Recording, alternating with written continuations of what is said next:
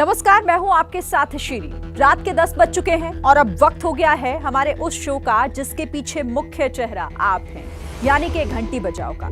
घंटी बजाओ में हम हफ्ते के 7 दिन लेकर आते हैं ऐसे मुद्दे जिनका सरोकार आपसे है, जिसमें बात आपके हक की होती है और सरकारों तक आपकी आवाज पहुंचाने वाले इस शो में आज सबसे पहले बात महाराष्ट्र के उन आदिवासियों की जिनकी तकदीर बदलने की हमारी कोशिश में पहला कदम उठा लिया गया है।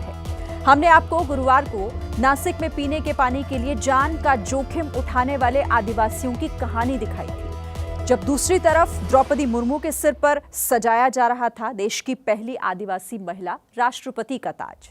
हमने सरकार से पूछा था कि बदली है देश की तस्वीर तो कब बदलेगी हर आदिवासी की भी तकदीर। पहल हो गई है और जरिया बनी है घंटी बजाओ के दर्शकों की मिस्ड कॉल्स। देखिए शो में सबसे पहले घंटी बजाओ के असर की ये कहानी। गुरुवार को हमने दिखाई खबर। पुल ऊंचा बनाने की लोगों ने प्रशासन से मांग की थी, लेकिन बात सुनी नहीं गई और ये पुल बह चुका है। जास्त पाणी येतं, मग जिथं नितळ पाणी तिथून आम्हाला न्यावं. पूल बसवला होता, आम्हाला येणे जाण्यासाठी रस्ता होता, पण पहिलेच पाण्याने नेला. अब इन लोगों को जान दांव पर लगाकर प्यास बुझानी पड़ रही है।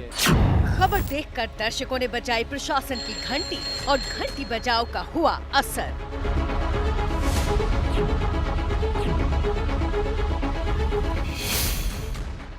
जब देश में एक आदिवासी महिला द्रौपदी मुर्मू के महामहिम बनने का उत्साह था, तब हमने आपको दिखाई एक दूसरी तस्वीर भी, जिसमें देश के आदिवासी समुदाय के ही कई लोग रोज जिंदगी के लिए संघर्ष कर रहे हैं।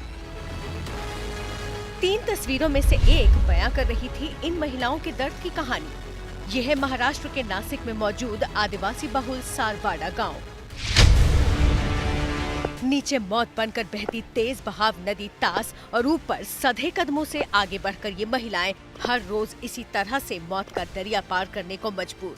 और इससे बड़ी विडंबना क्या होगी कि पानी का ये खतरा मोल लिया जाता है पानी के ही लिए। सिर पर मटके लिए बांस से बने पुल पर इस पार से उस पार जाती हैं और फिर पतले पाइप से जैसे तैसे अपने मटके एक एक कर भरकर सिर पर वजन बढ़ाकर फिर खतरों की खिलाड़ी बनकर मजबूरन बहते पानी पर करतब दिखाते हुए लौट आती हैं। एबीपी न्यूज संवाददाता मुकुल कुलकर्णी ने इस बात का पता चलते ही यहां पहुंचकर स्थिति का जायजा लिया और घंटी बजाओ में हम बने आपकी आवाज।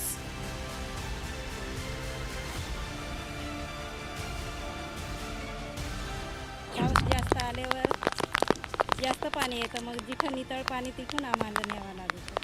पूल बसवला होता, आम्हाला येणे जाण्यासाठी रस्ता होता, पण पहिलेच पाण्याने नेला पूल.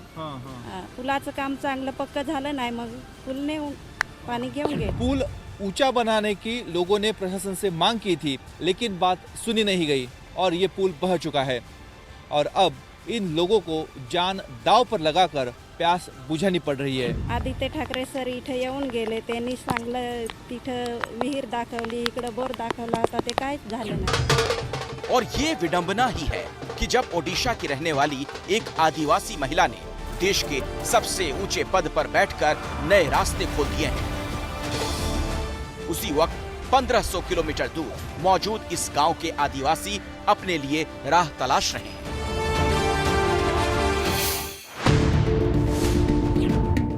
लेकिन अब राह मिल गई है। मौके से आई तस्वीरों वाली जगह पर अब मजबूर लोग नहीं, बल्कि मजबूरों की मजबूरी दूर करने के लिए प्रशासनिक अधिकारी दिख रहे हैं। गुरुवार को जब द्रौपदी मुर्मू एक नया इतिहास रच रही थी, तब हमें महाराष्ट्र के नासिक के इस आदिवासी बहुल गांव के लोगों की संघर्ष की कहानी का पता चला। लंबा सफर तय करने के बाद हम इस गांव में पहुंचे और सवाल उठाया कि जब देश में एक तरफ एक आदिवासी महिलाओं को राष्ट्रपति पद पर बिठाया जा रहा है, तब दूसरी तरफ जमीनी हकीकत इतनी कड़वी क्यों है। घंटी बजाओ में हमने ये खबर दिखाई और आखिर प्रशासन हरकत में आया। ये है त्र्यंबकेश्वर जिलाधिकारी तेजस चौहान, जो तहसीलदार दीपक गिरजे और दूसरे अधिकारियों इंजीनियरों के एक टीम के साथ आदिवासी सावरपाड़ा इलाके में पहुंचे हैं। यहाँ आप साफ देख सकते हैं वो दोनों बांस के डंडे जो अब तक यहाँ आदिवासी गांव वालों का एकमात्र सहारा थे इस धारा प्रवाह नदी को पार करने के लिए। अब यहाँ नाप तोल कर पुल बनाए जाने की कवायद शुरू हो गई है।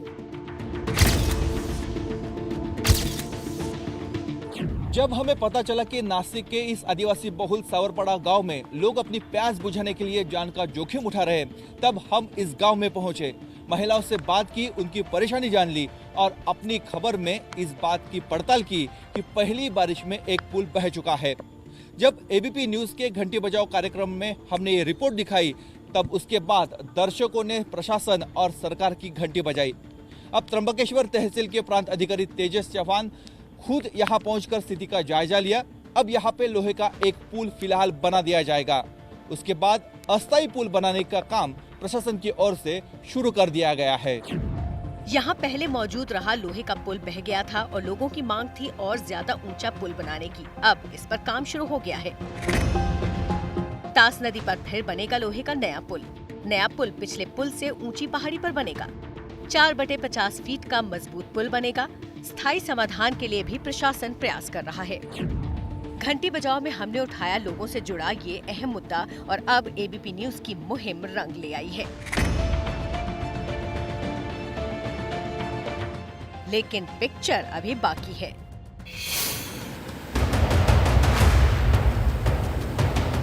हमने 21 जुलाई की ही अपनी रिपोर्ट में इन स्कूली बच्चों की त्रासदी भी दिखाई थी। इस बाढ़ से गुजरते आपको ढेरों लोग दिख रहे हैं और इनमें शामिल हैं कुछ स्कूली छात्र भी। गुलाबी सफेद ड्रेस में छात्राएं नजर आ रही हैं और ये भी सावरपाड़ा गांव की ही तस्वीरें हैं।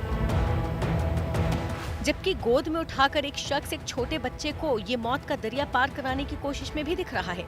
हैरानी की बात यह है कि ये एक दिन या एक पल की कहानी नहीं है, बल्कि हर दिन और 24 घंटे यहाँ यही दिखता है।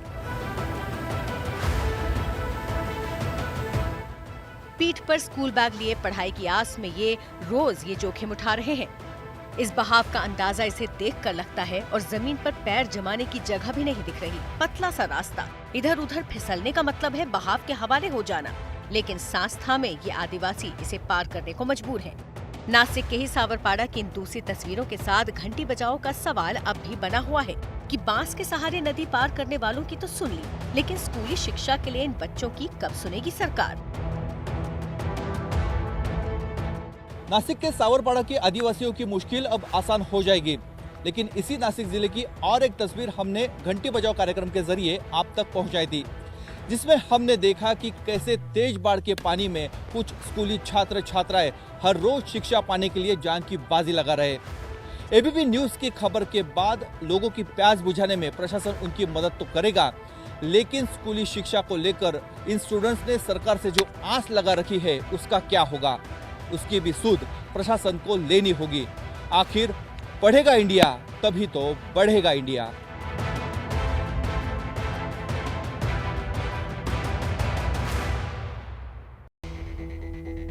तो आपने देखा कि कैसे घंटी बजाओ शो में सिस्टम की घंटी बजाकर आप प्रशासन को जगा सकते हैं। नासिक के गांव के स्कूली बच्चों को अब है सरकार से आस, लेकिन देश के बाकी हिस्सों में भी बाढ़ से बुरा हाल है। बाढ़ बारिश की ताजा तस्वीरों में भी 2 जगह पर स्कूल के बच्चों को बाढ़ से जूझते हुए देखा गया।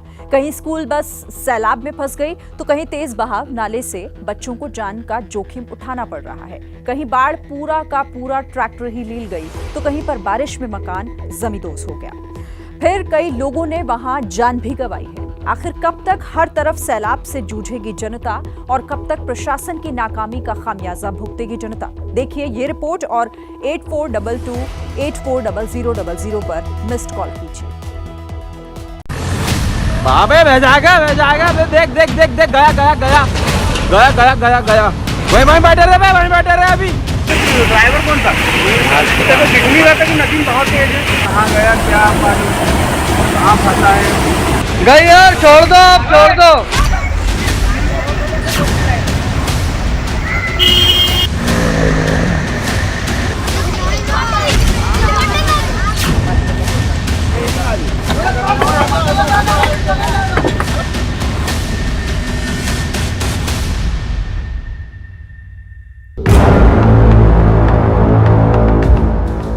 देश में बाढ़ बारिश का कोहराम जारी है और जगह जगह से दिल दहला देने वाली तस्वीरों का आना भी जारी है। सबसे पहले इन तस्वीरों को देखिए। छिंदवाड़ा में शनिवार दोपहर कांगला नदी के रपटे में ये ट्रैक्टर फंस गया। घटना के वक्त आसपास वालों ने ये अपनी आंखों से देखा। मौत के मुंह में जाते ट्रैक्टर में बैठे दोनों लोगों को देखकर इनकी रूह कांप गई।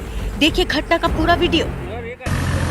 बाबे बह जाएगा देख देख देख देख गया गया गया गया गया गया गया तीनों मर जाएंगे बे। कहाँ बह गए बे? वो एक पकड़ा है, वही खड़े रहे वही खड़े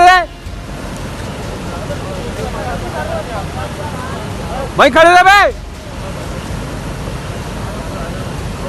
बोल ही रहा हूँ वही बैठे रहे अभी। कांगला नदी के तेज बहाव की चपेट में पूरा का पूरा ये ट्रैक्टर बहकर वहां कुछ देर के लिए अटक भी गया। अंदर बैठे लोग भी इसमें बह गए और लोग लगातार चिंता में दिखे कि उनका हाल क्या है। ड्राइवर कौन था? दिख नहीं रहा था कि नदी बहुत तेज है, कहाँ गया क्या मालूम, कहाँ फंसा है। ट्रैक्टर में तो नहीं फंसा है। ट्रैक्टर में पीछे कौन बैठा था?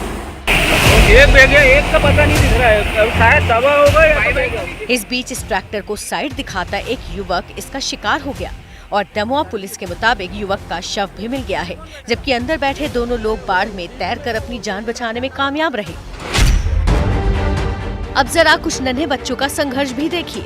ये दोनों तस्वीरें हैं एमपी और तेलंगाना की।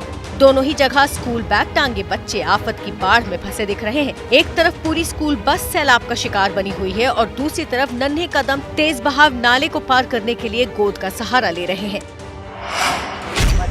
पहले देखिए कैसे तेलंगाना के महबूबाबाद जिले में ये पीले रंग की स्कूल बस फ्लैश फ्लड में फंसी तो बच्चों की जान भी आफत में फंसी।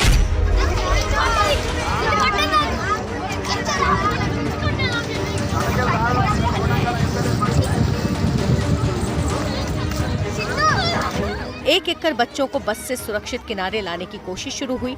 जान के खतरे से अनजान इन मासूमों की किलकारियां और हंसने की आवाजें शायद प्रशासन का ही मजाक उड़ा रही है।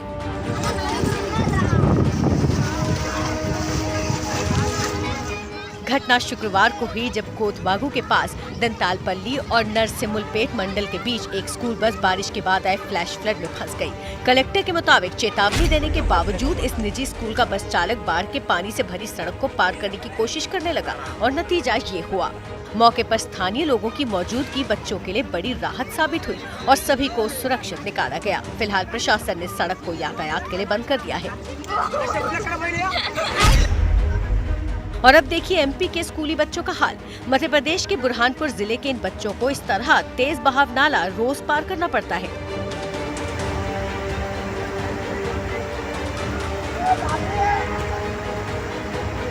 आदिवासी ब्लॉक धुलकोट इलाके में आने वाले ग्राम पंचायत दवाटिया के धावड़िया पानी फारिया के गांव वालों और स्कूली बच्चों को नाले के तेज बहाव में जान जोखिम में डालकर बरसाती नाला पार करना पड़ रहा है। एक एक कर बच्चों को गोद में उठाकर इस पार से उस पार पहुंचाया जाता है और ये रोज की कहानी है।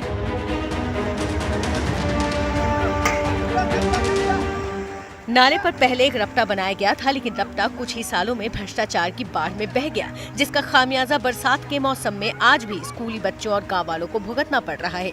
देखिए कैसे बाइक सवार इस बहते दरिया से ही गुजरने को मजबूर हैं।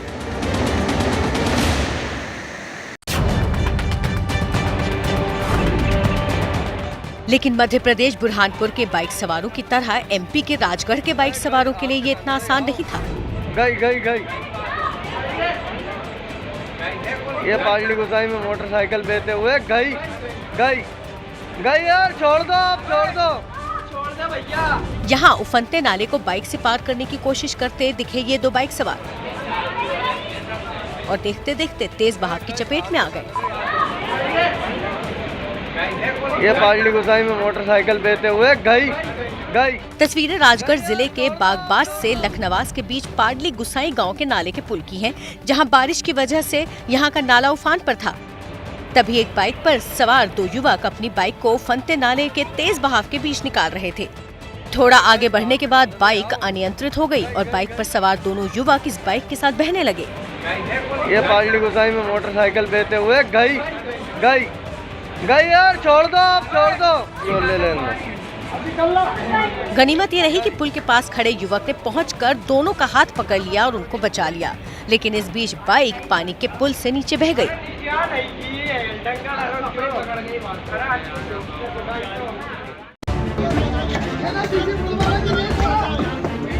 मध्य प्रदेश के राजगढ़ में शनिवार सुबह 4:30 बजे एक दर्दनाक हादसा हुआ। बारिश की वजह से एक 2 मंजिला मकान भर कर गिर गया। घटना राजगढ़ जिले के खिलचीपुर के वार्ड नंबर 8 के सूरजपुर मोहल्ले की है और यहाँ हादसा पूर्व ऊर्जा मंत्री प्रियव्रत सिंह के राजमहल के ठीक पीछे हुआ है, जहाँ शुक्रवार रात से जारी बारिश के कारण सुबह 4 बजे इस वार्ड की नई पार्षद की ननद सलीमन का 2 मंजिला मकान गिर गया। इस हादसे में यहाँ रहने वाली 40 साल की सलीमन और उनकी एक बकरी की मकान के मलबे में दबकर मौत हो गई।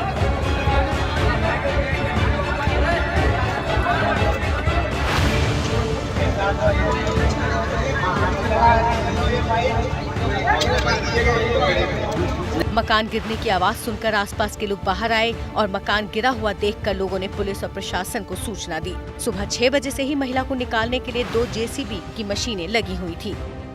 कड़ी मशक्कत के बाद प्रशासन द्वारा चलाया जा रहा रेस्क्यू के काम पूरा हुआ और मलबे के अंदर से मृत महिला को निकाला गया। ये अधिक बारिश होने के कारण हुआ था। इसमें मेरी बहन और इसमें जानवर बकरी वगैरह इसमें इंतकाल हो चुका है। सुबह 4:30-5 के आसपास की घटना बता रहे हैं कि वो मकान जो है वो गिर गया था और उसमें जो रहती थी महिला सलमा नाम बता रहे हैं, उनकी उसके अंदर दब के जो है मौत हो गई है। ये हैं शर्मा जी, जो रात का खाना और देश दुनिया की सुर्खियां दोनों लेते हैं सुमित अवस्थी के साथ। अब ये हैं इनके पड़ोसी बैनर्जी साहब। मिष्टी दोई खाते खाते पूरा बंगाल जान लेते हैं सुमन दे के साथ। इनकी तरह आप भी देखें अपने फेवरेट न्यूज एंकर को एक ही ऐप पर और डाउनलोड कीजिए ABP लाइव ऐप अपने स्मार्ट टीवी पर।